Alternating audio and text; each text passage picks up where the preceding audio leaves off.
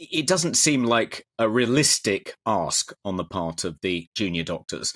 The average pay rise across the public sector this year has been 6%.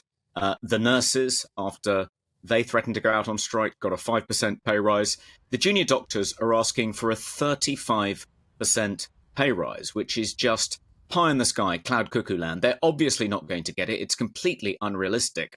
Why are they asking for it? Why are they making such an unreasonable demand? Because they don't want to reach any kind of settlement with the government. They want to continue to strike because they don't want the waiting list to decrease. And why is that? Because they think that the waiting lists will be a big issue in the forthcoming general election, and they want Labour to win and the Tories to lose. And but then people die. This is the thing. People die, right? There are real-world consequences for this.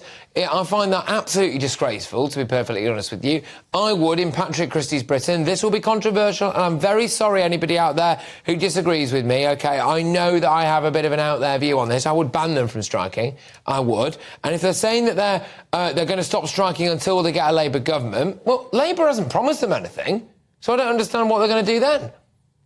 Yeah, there's no reason to think that that they'll get a higher pay award under a Labour government. So there's no rational reason, if their only motive is to increase doctors' pay, for making such an unreasonable demand and waiting until the next government in the hope the next government will meet them halfway.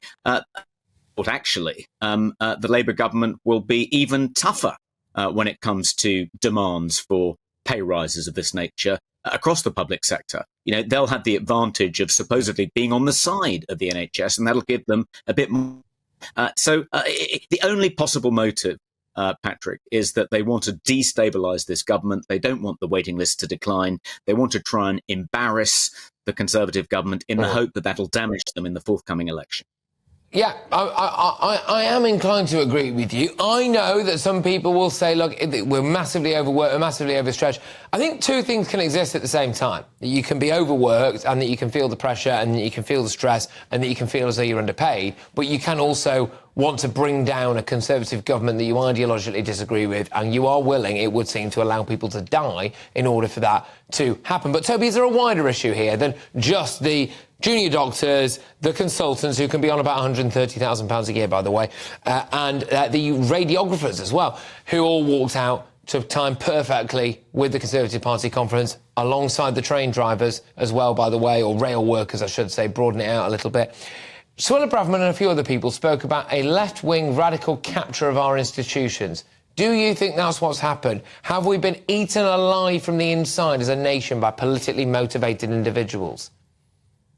Well, I think many British institutions have been captured by the woke left, and the NHS is certainly a prime example of that. And it's been interesting, actually, at this Tory party conference, there's been a real shift towards leaning into the culture war.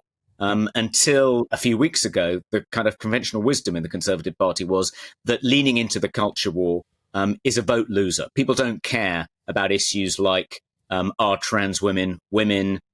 Should there be gender-neutral toilets in the NHS and so on and so forth? The conventional wisdom has been they care about bread and butter, retail politics. That's just an obsession of people like you and I, Patrick. But there appears to have been a change of heart about that, and they're finally leaning into these issues. Yeah. But it's as though, you know, Rishi Sunak is trying to position himself as the leader of the opposition. He's talking about himself as a change candidate and Keir Starmer as the status quo candidate. It's as if the Conservatives haven't been, you know, in Downing Street for the past 30 years. No, so it's absolutely. a slightly kind of difficult wicket.